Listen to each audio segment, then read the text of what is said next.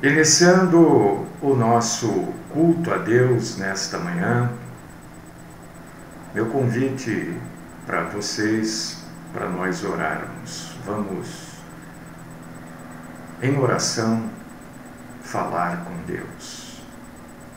Deus querido, eterno, justo, fiel, salvador, perdoador, cheio de compaixão e de misericórdia, nosso Senhor e nosso Pai, nas Tuas mãos nós colocamos este dia e Te agradecemos pela bênção, pela graça de mais um dia nas nossas vidas.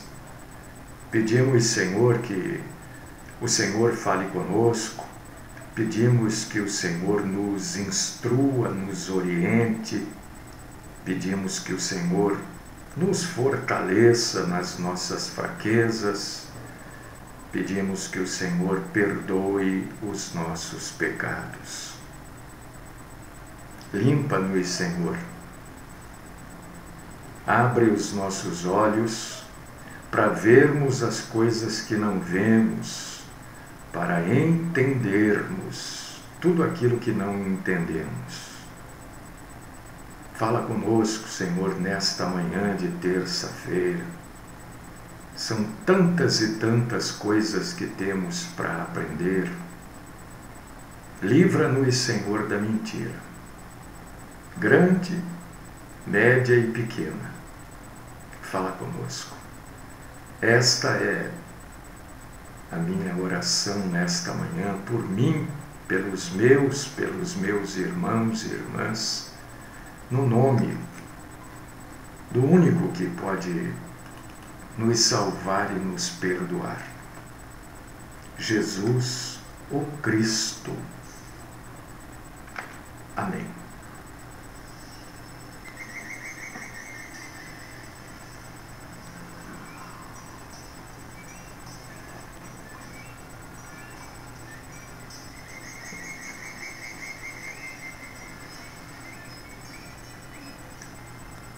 Irmãos queridos, irmãs queridas em Cristo Jesus também,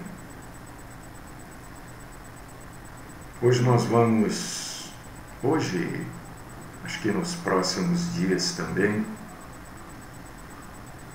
juntos nós vamos aprender um pouco mais do que é ser cristão, né? Muito se determina que ser cristão é isso, aquilo outro, fazer isso, não fazer aquilo.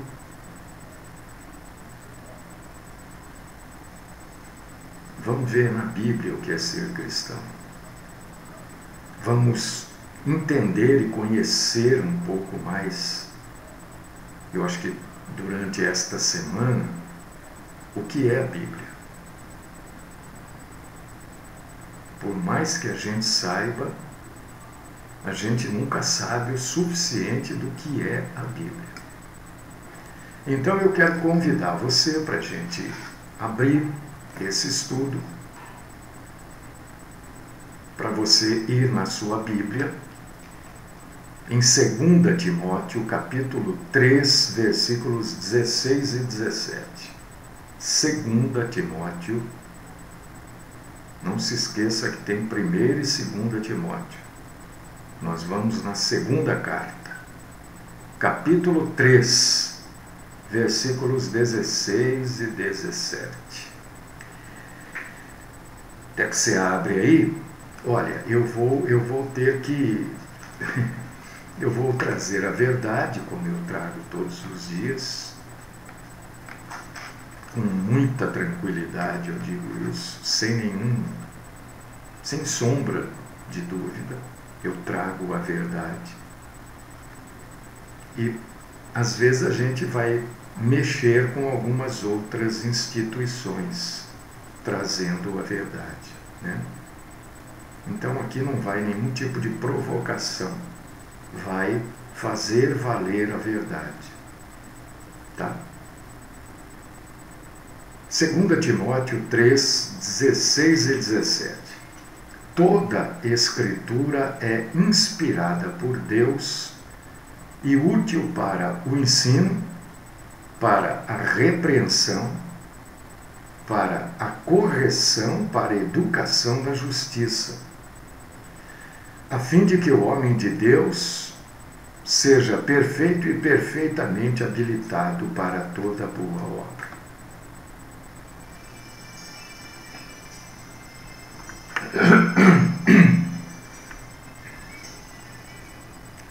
Bom, eu acho que a maioria de vocês sabe que a Bíblia, esse nome Bíblia quer dizer livros juntos, livros agrupados. Então a Bíblia é um conjunto de livros, de 66 livros, inspirados por Deus durante um período de mais ou menos 1500 anos. 40 pessoas diferentes, de lugares diferentes, épocas diferentes,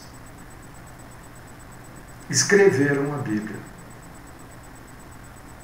A Bíblia começa com a história da humanidade, depois conta a história do povo judeu e depois traz o desfecho final da humanidade. A Bíblia é a única literatura religiosa do mundo que faz uso de maneira abundante e detalhada de profecias. E se essas profecias não tivessem se confirmando, ela não seria autêntica. Ela é autêntica porque as profecias se confirmaram, estão se confirmando e vão se confirmar, né? E isso mostra claramente para todos que o Deus que nós seguimos, o único Deus que existe, conhece tudo, conhece detalhes do passado, do presente e do futuro. Porque para ele não existe passado, presente e futuro. Por que que a Bíblia evangélica, a Bíblia crente, é diferente da Bíblia católica? Então você precisa saber isso. Você precisa entender isso para você defender a verdade. Você pode conhecer a verdade, você pode saber a verdade, você pode até viver a verdade. Agora, se você não souber defender a verdade, até mais ou menos 1546 da era atual, a Bíblia católica e a Bíblia chamada protestante tinham o mesmo conteúdo, eram exatamente iguais, eram exatamente do jeito que é a sua Bíblia hoje. A Bíblia católica e a Bíblia chamada de protestante. Eram exatamente do jeito que é a sua Bíblia hoje. Em 1546, aconteceu um concílio em Trento, na Itália, porque já se tinha murmurinhos de que poderia existir uma reforma protestante. E ela aconteceu em 1517. Ou melhor, a reforma aconteceu em 1517 e em 1546 aconteceu o conselho. A reforma já havia acontecido. E nesse concílio de Trento, decidiu-se somar aos 66 livros da Bíblia, que eram aceitos como canônicos para a sustentação da doutrina católica apostólica romana, que foi refutada por Lutero e seus companheiros, a Igreja Católica chamada ICAR, Igreja Católica Apostólica Romana. Ficou difícil para a Igreja Católica sustentar, até frente aos padres espalhados pelo mundo, as acusações levantadas pelos protestantes. Então, a partir desse concílio de Trento, 1546, eles resolveram adotar um conjunto de livros escritos num período chamado intertestamentário. O que é o período intertestamentário? É um período chamado de silêncio de Deus. Esse período vai entre Malaquias e Mateus.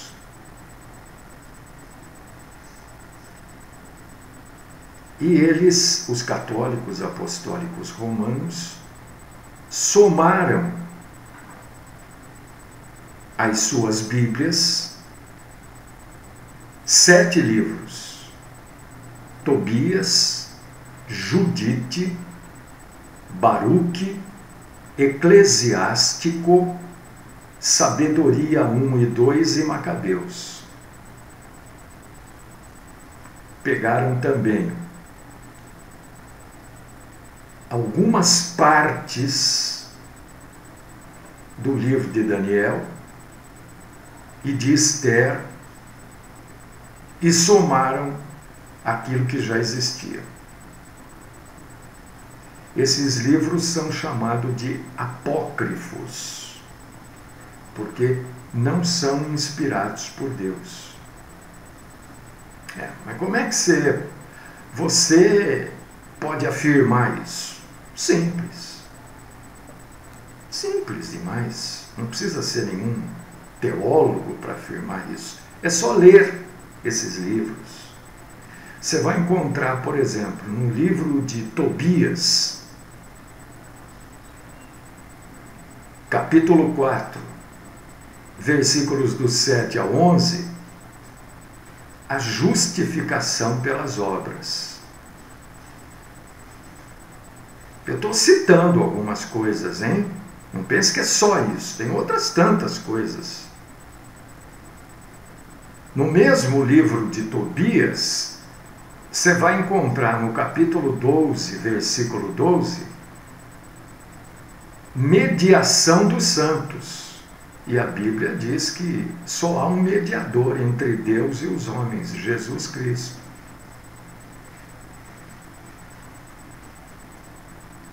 Você vai encontrar em Eclesiásticos, capítulo 50, versículos 27 e 28, ódio, raiva aos samaritanos.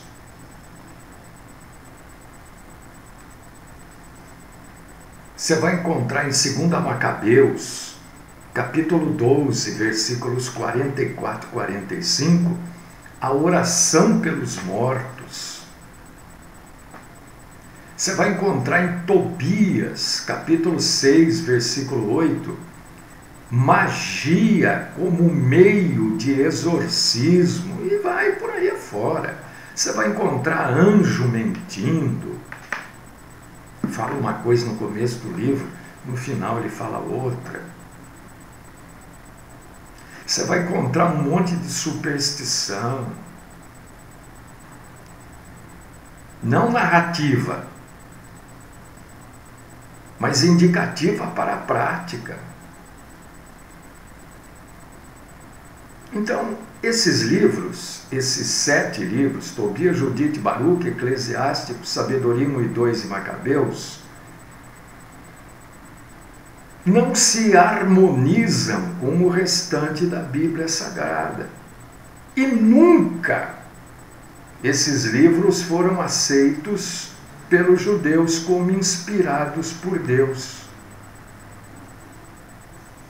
E nem foram aceitos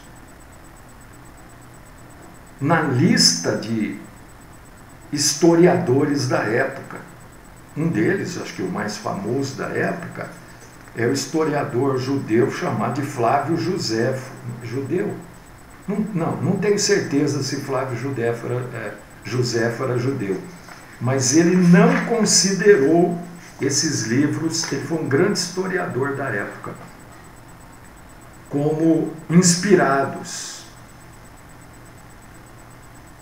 Por causa disso que a Bíblia crente não tem esses livros. Né? Até um famoso tradutor da Bíblia para o latim, chamado de Jerônimo, ele se recusou a traduzir os livros apócrifos na sua versão das Escrituras. Fez, muito depois, alguma coisinha só. Mas ele se recusou porque ele viu que aquilo não era algo da parte de Deus.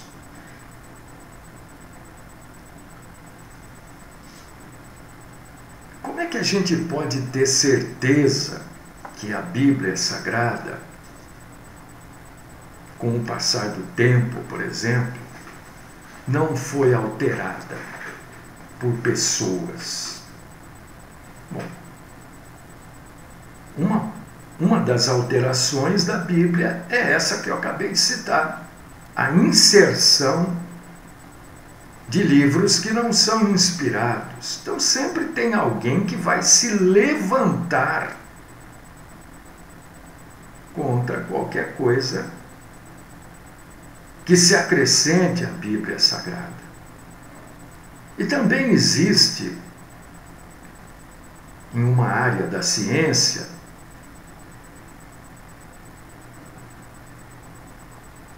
chamada de crítica textual, que examina tudo isso, para que você não seja enganado. Então, quando eu falo aqui para você, por exemplo, olha, Bíblia da mulher, Bíblia do empresário, Bíblia da criança, Bíblia não sei o quê, isso tudo não passou por esta crítica textual. Foi reprovado. As pessoas compram, usam, mas isso foi reprovado. Porque não passou. Porque não está de acordo com a cópia fiel daquilo que foi escrito. Uma palavra ou outra, um termo ou outro, acaba fugindo mesmo na tradução, mas isso não compromete o texto, não compromete a ideia, não compromete a leitura.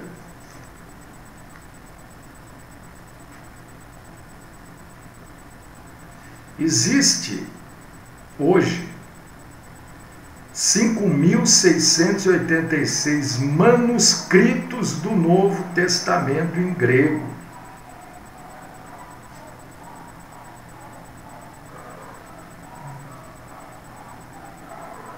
Isso tudo precisa ser, já foi, né, obviamente, analisado, né? E isso tudo passa pela crítica textual. Isso tudo não permite que a Bíblia seja um livro que fale uma coisa no começo e outra no fim. Isso tudo não permite que a Bíblia tenha discrepâncias. Então não tem como a gente duvidar da exatidão do texto, tanto do Velho quanto do Novo Testamento, já que existe uma quantidade esmagadora de documentos que comprovam aquilo que está escrito. Existe também, meu irmão, você pode ler tranquilo a Bíblia Sagrada, viu? Minha irmã, não precisa se preocupar. Ai, será que é isso? Mas a minha tem esse termo, né? De tempos em tempos, se revisa para atualizar termos, entendeu? Mas isso não é atualizar a Bíblia, é para ficar mais fácil para a gente entender. Existem, além do estudo, né, textual, existem as pesquisas arqueológicas. E em 1947, por exemplo, foi descoberto no Mar Morto um manuscrito completinho do livro do profeta Isaías, datado de 200 anos antes de Cristo. E só para você saber, possui um grau de exatidão com aquilo que você tem na sua Bíblia extraordinário.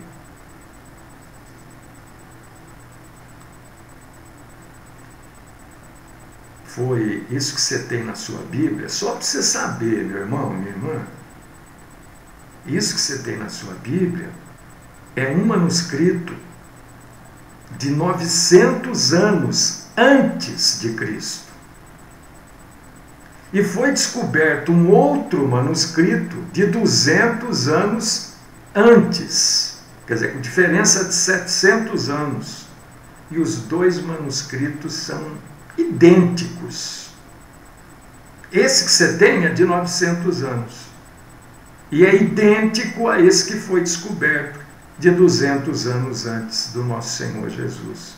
É isso que você tem na sua Bíblia, que eu tenho. Então você não precisa ficar preocupado. Num período de 1100 anos, a gente não teve nenhuma alteração que se chame substancial na cópia de um livro bíblico.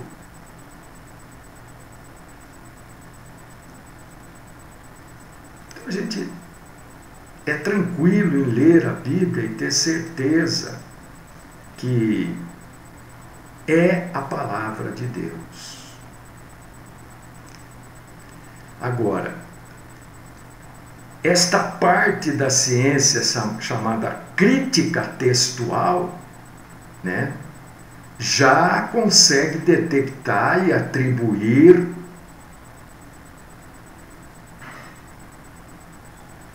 claro que é.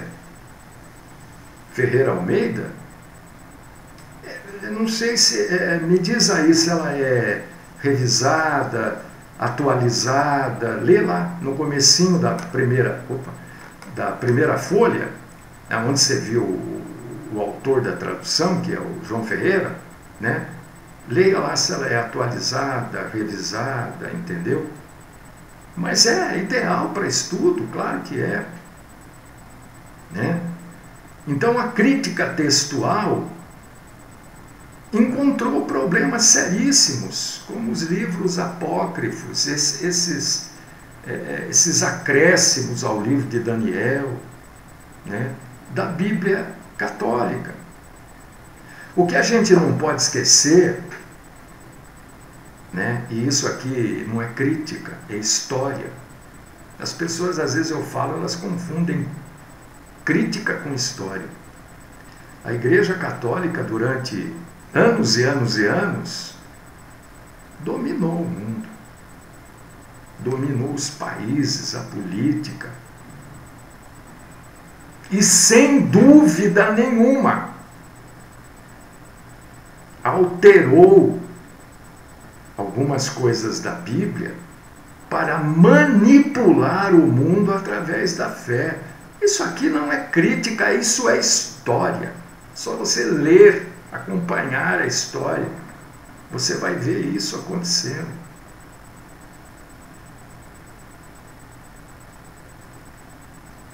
Eu vou lendo aqui porque tanta coisa, e eu acho que tem coisa que eu posso pular, né?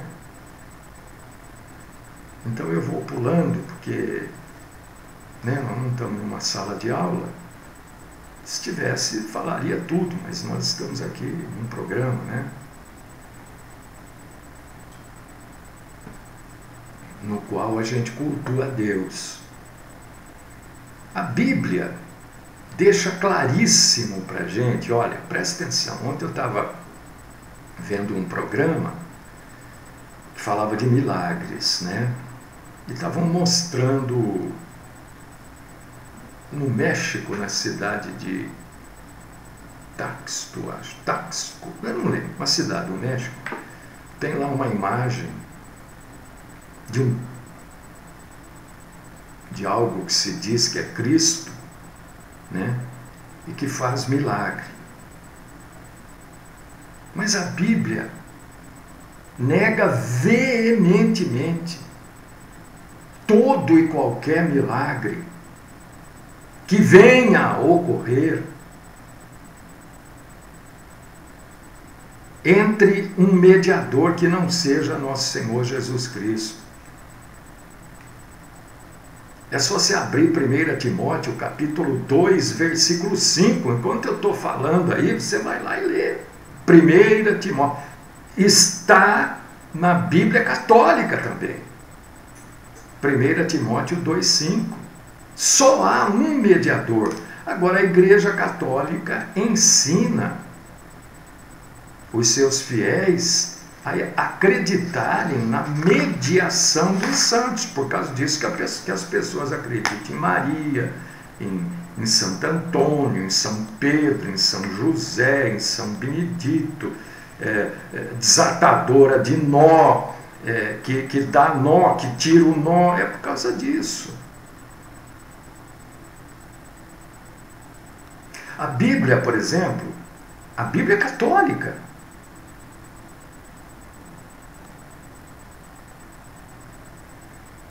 Ela ensina que Maria era pecadora. Maria não era sem pecado. Não era.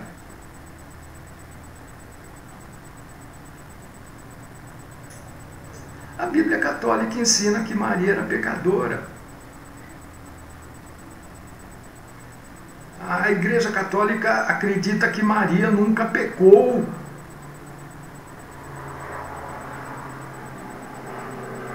Mas a Bíblia não diz isso.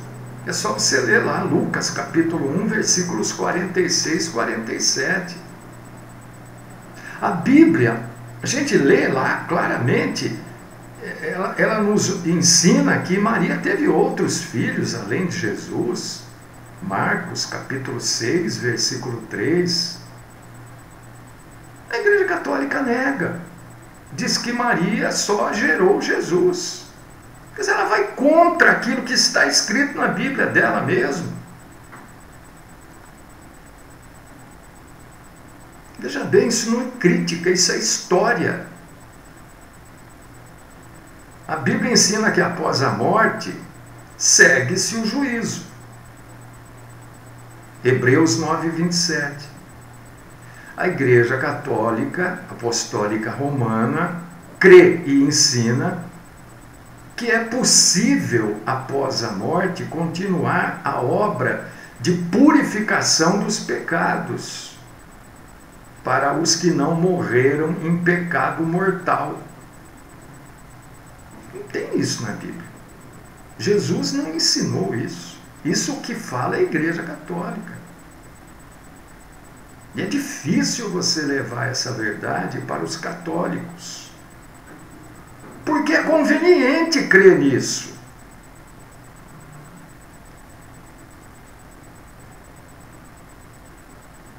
A Bíblia ensina que a salvação é através da fé.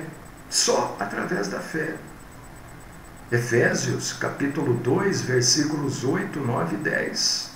A Igreja Católica Apostólica Romana ensina e acredita na salvação por obras, além da fé. É fé mais obras.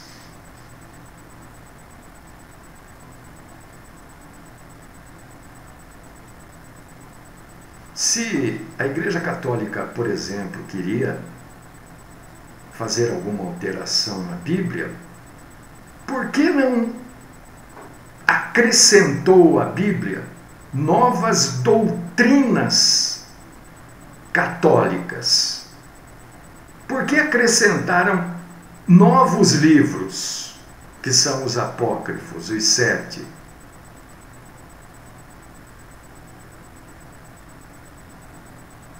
A Bíblia católica, até 1546, até o Concílio de Trento, era exatamente isso que você tem na sua mão aí. Isso aí você pode questionar qualquer padre, a não ser que ele minta, né? Aí ele vai mentir com relação à própria história. Não é com relação ao que eu estou falando, é com relação à história. Porque a história diz isso que eu estou falando aqui. Eu estou repetindo o que a história deixou registrado. Muitas pessoas dizem, eu conheço algumas, por exemplo, que diz que não acredita na Bíblia, pois a Bíblia foi escrita por homens. Não, é até engraçado, mas é a primeira coisa que eu falo, né? Eu sempre pergunto assim: você já viu algum carrapato escrever? Falando carrapato, porque eu peguei um aqui no domingo. Você já viu algum pernilongo escrever? Você já viu alguma abelha escrever? Já viu alguma baleia escrever? Só o ser humano escreve. É claro que foi escrita por homens. Só o homem escreve. Só o homem pode receber uma mensagem de Deus e raciocinar, pensar para escrever. Porque a Bíblia não foi psicografada. Nenhum lugar da Bíblia você vai encontrar qualquer tipo de negação com relação a que foi os homens que escreveram a Bíblia. A Bíblia não nega isso. Claro que foram os homens. Pelo contrário, ela diz que os homens foram movidos pelo Espírito de Deus para escrever. Leia lá, Romanos 16, 22. E depois, você leia 2 Pedro, capítulo 1, versículo 21. Ora, se dizer que não acredita na Bíblia é porque a Bíblia foi escrita por homens, então é não crer em nenhuma bula de remédio. Então é não crer em nenhuma placa de trânsito. Então é não crer em nenhum documento. Porque também todos eles foram escritos por homens. É não crer em livro nenhum. Porque existe algum livro que não foi escrito por homem? Redigido por homem? Então é não aprender idioma, língua nenhuma. É não aprender nem o nosso próprio idioma. Porque todas as regras gramaticais de qualquer idioma, de qualquer língua, foram escritas por homens. Não crer na Bíblia porque a Bíblia foi escrita por homens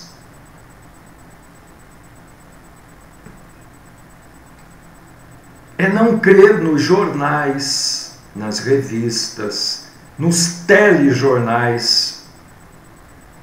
Porque o sujeito que está apresentando o telejornal, ele está lendo lá, não sei se você sabe, um aparelho que chama-se teleprompter. Ele lê a notícia. Foi escrita por homens.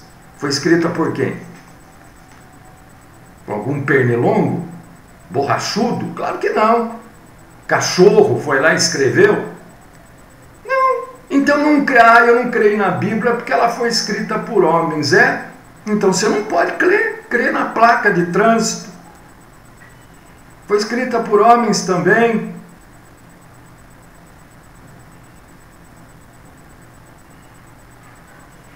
A questão não é quem escreveu. A questão é se é confiável ou não. A questão é você ter evidências de que a autoria da Bíblia é divina. Agora, na maioria das vezes não é conveniente crer-se que a Bíblia é de autoria divina. Por quê? Porque Jesus é radical. Jesus não tem meio termo. Jesus não aceita mentira. Então não é conveniente, a maioria das pessoas mentem. Outra coisa que as pessoas falam da Bíblia, não, mas é que a Bíblia tem muita contradição. Você sabe que fizeram uma pesquisa, eu não sei quem fez, eu estou com o resultado aqui, que das pessoas que leem Bíblia, ou leram a Bíblia, quase 100% afirma ter a Bíblia algum tipo de contradição. E a maioria dessas pessoas nunca leu nem estudou a Bíblia. Você sabe por que eles afirmam? Porque eles se baseiam naquilo que eles dizem que não acreditam da Bíblia.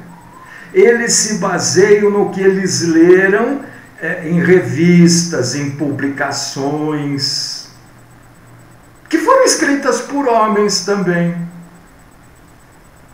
E acreditam que aquelas publicações de revistas, etc., etc., que dizem que a Bíblia é cheia de contradições, aquilo é verdadeiro. Mas a Bíblia não é verdadeira. Nunca examinaram, nunca leram, estudaram, nunca tiveram um acompanhamento de alguém que conhece a Bíblia para ler, para meditar, para estudar, mas leram numa revista, ouviram na televisão, ouviram também na televisão, e creem naquilo, mas não creem na Bíblia. Tem coisas na Bíblia que são aparentes contradições. Aparente contradições. Mas quando você vai ler, meditar, estudar, você vai ver, a Bíblia não tem uma contradição sequer. Porque a Bíblia, apesar de ser simples, né? Nós lançamos mão de ciência para entender a Bíblia. Então existem questões relevantes para você, e na verdade são 7, para você entender a palavra de Deus.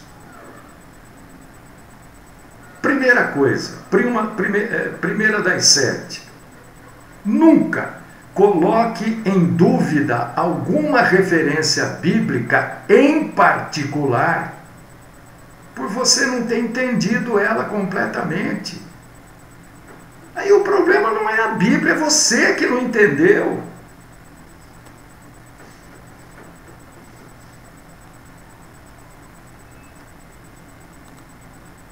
Segunda questão relevante para você ler a Bíblia.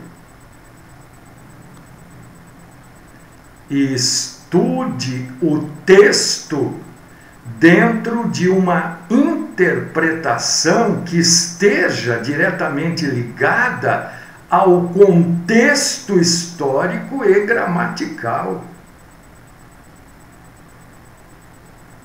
Tem gente que critica a Bíblia e não sabe ler.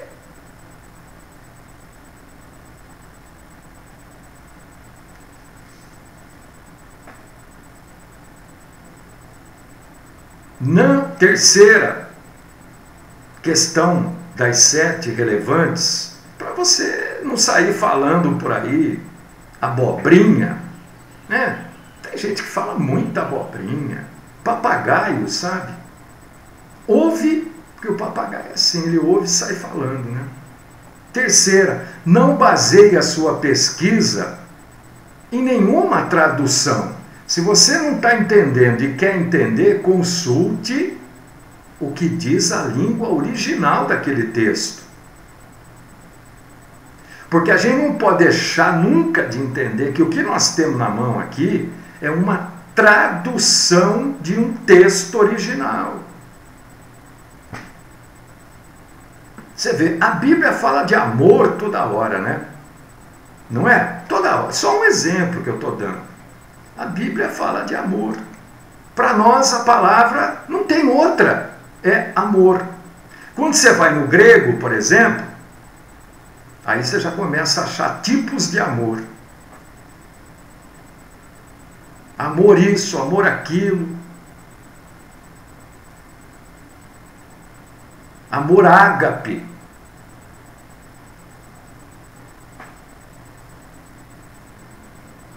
Para nós é amor ágape, lá está só escrito ágape.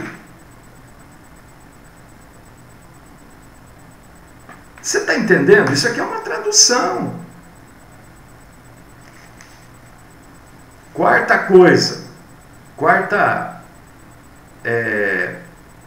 questão relevante para você ler a Bíblia, entender. Em casos de aparente, quando você vê uma discrepância, né, principalmente nos evangelhos e nos livros históricos, às vezes a gente lê e dá a impressão de ter uma discrepância. Não deixe de estudar cuidadosamente os relatos semelhantes e tente, pelo menos, harmonizá-los, levando em conta os detalhes do relato.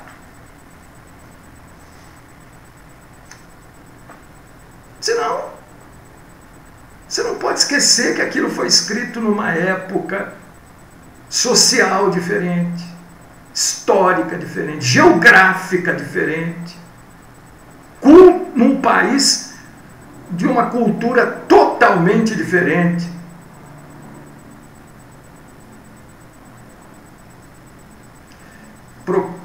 Quarto, quinto, sexto já, procure estudar os textos que aparentam ser contradição, fazendo uso de bons comentários, pelo amor de Deus. Tomem cuidado com esses comentários de rodapé. Tem comentários maravilhosos, estupendamente bons, mas tem uns, né?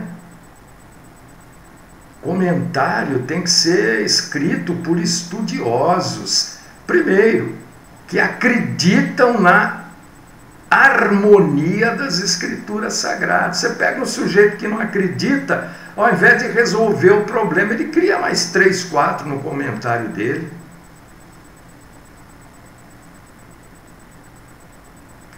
Outra coisa que você precisa levar em conta como questão relevante ao ler a Bíblia, você não pode colocar em dúvida um relato bíblico só porque não houve uma comprovação arqueológica. Porque nem tudo a arqueologia descobriu já. Você não escreva isso na sua cabeça. A ausência de evidência não é evidência de ausência.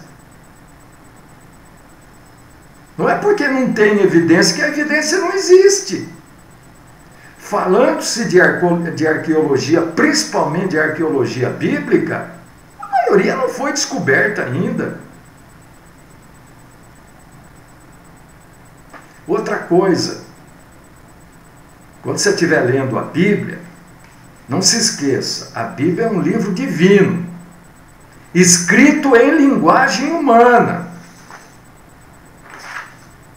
A Bíblia é um livro divino escrito em linguagem humana. Então, a linguagem é limitada.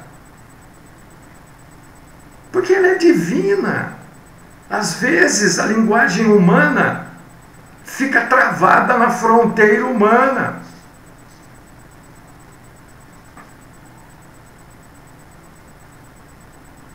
Mas é um livro divino.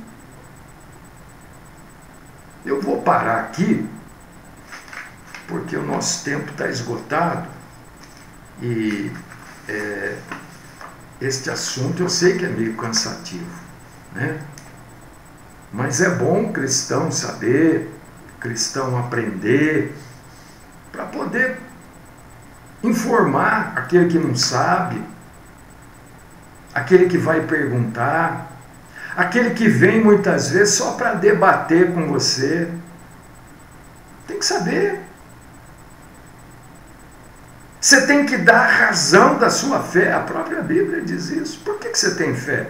Ah, mas a Bíblia é um livro que homem escreveu. Ah, você não acredita porque homem escreveu? Você acredita no jornal? Quem foi que escreveu o jornal? Você acredita naquela placa ali que está dizendo que você tem que virar para a direita, que se você for reto é contramão? Você acredita? Acredito, mas foi o homem que escreveu.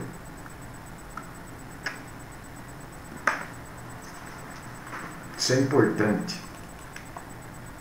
É dar a razão da nossa fé.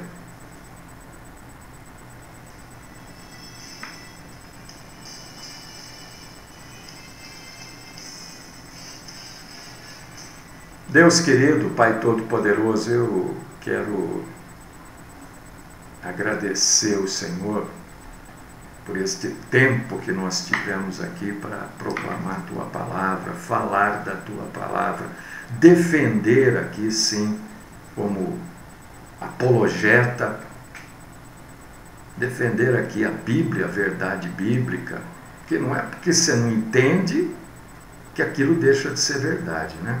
Você não entende, tudo bem, procure entender, mas a verdade continua. Você entendendo ou não, a gente existindo ou não, a verdade continua sendo verdade. Ah, eu não creio na Bíblia porque a Bíblia se diz verdade absoluta e verdade absoluta não existe. Eu creio na Bíblia exatamente por causa disso. Porque se eu creio que verdade absoluta não existe, então não crer na Bíblia não pode ser verdade absoluta. É simples. Continua falando conosco, Senhor. Continua nos instruindo, nos orientando pelo caminho certo, correto e do bem, e nos livrando da mentira. Esta é a minha oração. No nome do Cristo Jesus. Amém.